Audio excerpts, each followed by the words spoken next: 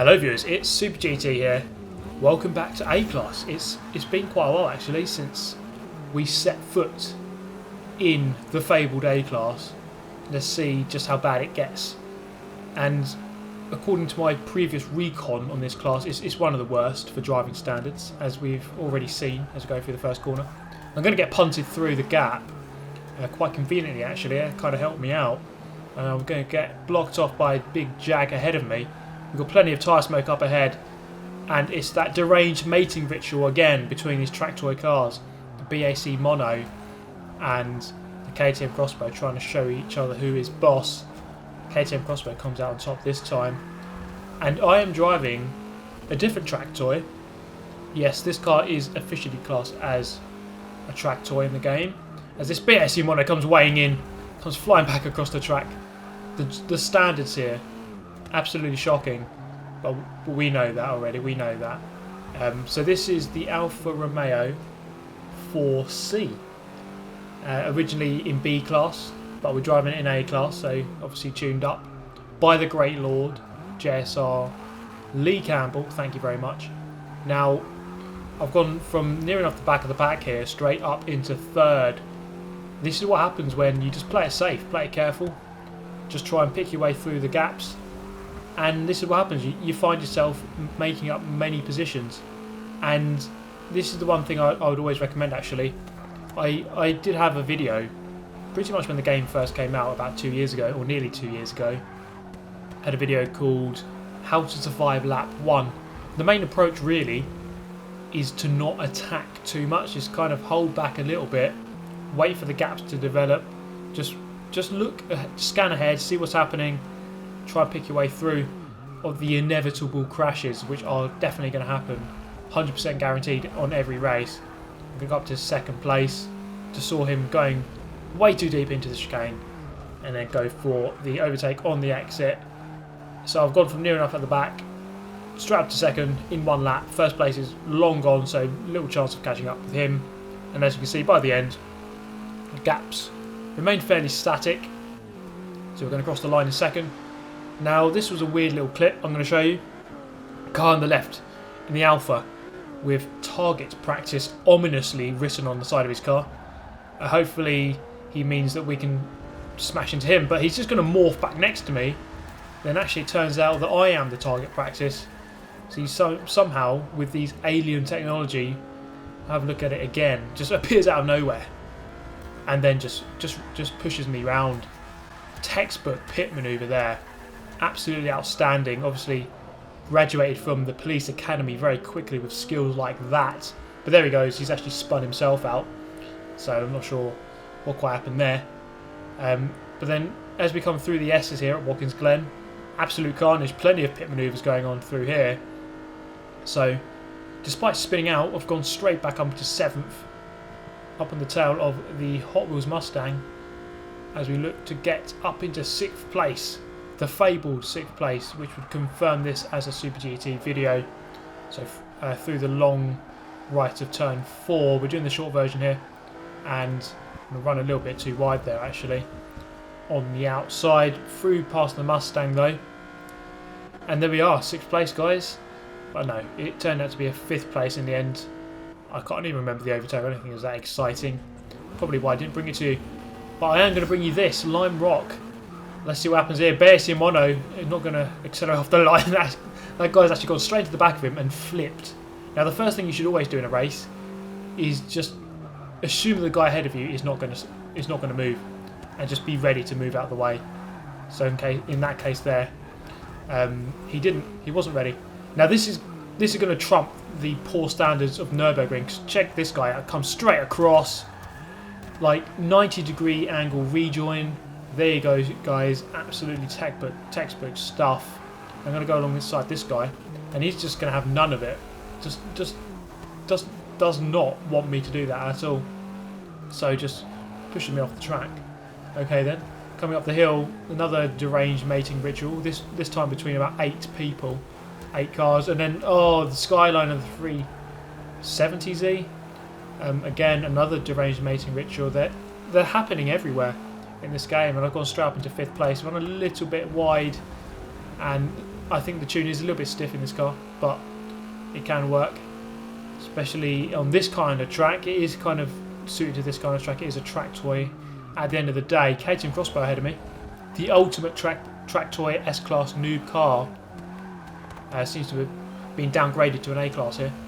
So let's see what we can do about going past him. Oh, it's going to make it very easy for me. Take a very poor line. I think that corner there you really do have to go in very early and just hold it on the inside for as long as possible. Just be patient around there. So now, Caden Crossbow kindly holding off the rest of the pack for me so I can make my escape as we come through the uphill corner, just dipping 2 wheels over the white line. Perfectly done. The car really stable indeed. So of course JSR Lee Campbell, with the know-how on how to make his cars godlike, if they're tuned by a god, then they would be godlike, I assume. Or I don't assume, I know, because I'm driving it right now. So there we go. Going across the line at the end of lap 3, going on to lap 4. We're in 3rd place, and I haven't won a race yet, but solid results coming our way. It's always going to be the case, though, usually, that when you're going to pick these different cars, random cars, there's always going to be someone in a Stradale or a KTM Crossbow or a BAC Mono, and it's always going to be hard to beat everyone all the time, especially if you're starting mid-pack or at the back, which I was in this one. So up into 2nd place there, Honda CRX making a bit of a mistake on the entry to the uphill corner. And this is the last lap. Guy in 1st place was a good 1,000 feet ahead, but then he dropped down massively to about, let's say, 100 feet here, or less than. It's an Alfa 33, so no wonder he had such a big gap. See if we can go past him. It might feel a bit harsh overtaking him here because he might have been troubled by some back markers. So I'm going to let him go first, experience the pain these back markers are about to dish out. Caden Crossbow spins out, then leaves. So I'm going to let this guy go first. I don't know if this back marker is going to try and ruin his life. Looks like it, but the best thing he can do actually is just slow down a bit. And there we go. He wins the race. No worries. 2nd place. The car is very good actually. Around this kind of track, it felt very nice indeed. I did have 2 different tunes. That was the JSR Lee Campbell tune. We moved to a different one for this race and the subsequent races. So once again, starting near the back of the pack, the guy in the Fast and Furious car there, not going to brake, into turn 1, absolutely demolishes someone into turn 1 there, and just avoiding that Ferrari on the exit of turn 1, side by side with the Nissan into turn number 2. Late on the brakes, he's going to force me very wide though. I'm just going to let him go for that one, let him run ahead there, and we can settle single file into the next turn onto the main straight here. Someone's deployed a smoke screen. I had no idea where he was. He could have been anywhere there, and unfortunately I made contact, almost clipping the mono as I almost lose control as I rejoin the circuit. Now we've got Honda NSX breathing down our neck as we approach the hairpin, and he's braked very early, and I want to accelerate a little bit there because of how early he's braked. It's all backed up massively. It's got very messy, and it's going to be a 5-way drag race on the exit up towards the kink as we head back towards the start line once again. And through the first kink there, going past the Lotus, going for a very late lunge. That was not the best move, so we're going to let him return to his position there, rightful position ahead of me. And there he goes. So through this right-hander, you see they're just touching the curb. Maybe the curbs are the weakness on this car, or this tune at least. This tune didn't seem to be too good on ride height. It did have better power though than the Lee Campbell tune, which I think is required on this kind of track. You do have those very long straights, or the very long straight going towards the hairpin at least. So through the stadium section, car feels actually a little bit nervous at this tune at least. Maybe I should download a few more, but this one, it felt very hard, it felt very nervous. As you can see, they're going a little bit wide a couple of times, and I've been troubled here by a couple of the track toy cars. I think the track toy cars seem to be very, very popular in A class. They seem to be the pinnacle really of this class. The BAC Mono, of course, right up the top of A class without having to add any upgrades. So that car naturally does well. Up the inside of the Lancer, coming up into turn 2, I've maybe braked a little bit too early, but I've got the inside line, so I can just hang him out to dry on the outside. And then I've got priority now into turn 3. A little bit of a slide though, and then we can get on the throttle. Now 1 lap later, this BMW is going to go very wide, come back onto the track, move across very late, and then move across very late just in front of me. Like, that's not really a good defensive move at all. And I almost lost it on the curb there, as you can see. As we go into the hairpin then, maybe a brakes a little bit too early. He's going to force his way up the inside. A little bit of contact, but nothing too sinister. And then again, a drag race on the exit. Who has got the best acceleration? It seems to be me as we go towards the kink.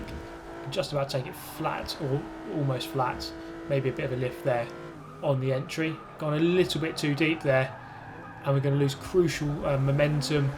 BMW goes through. He brakes a little bit late, but not quite as late as I did.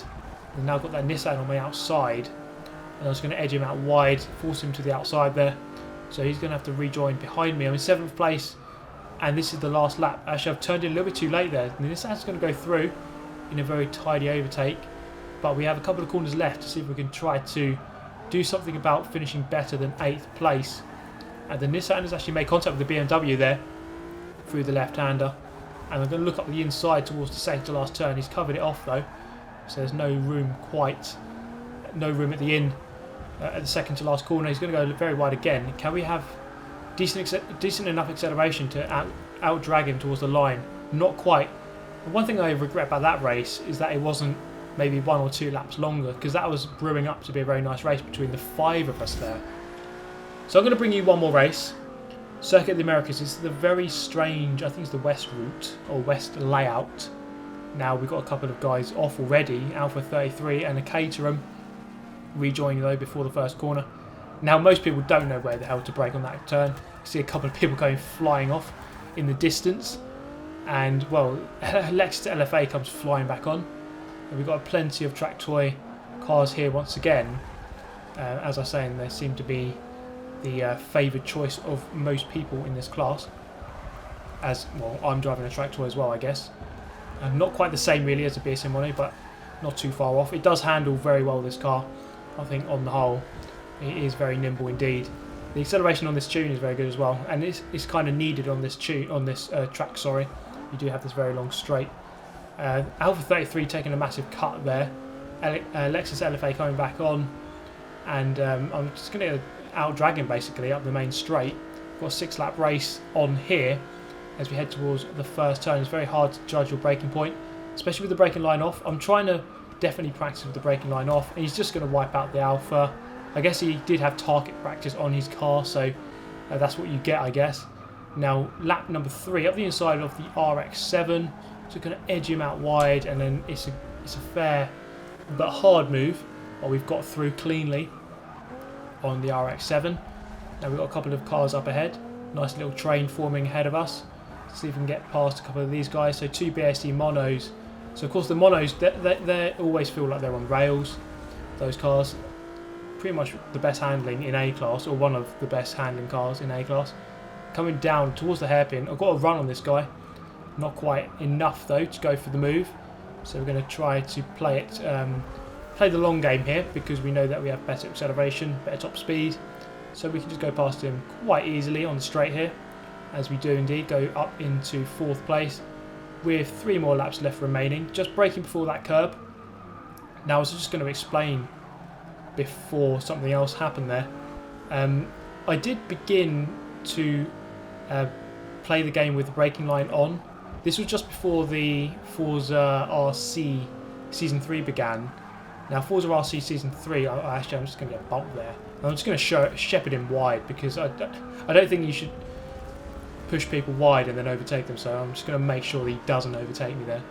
But anyway, I was going to say that Forza RC Season 3, braking line was forced off, we weren't allowed to use it, so all of the qualifying, all of the practice I did for that was with the racing line off, of course. But before that, I was actually practicing with it on.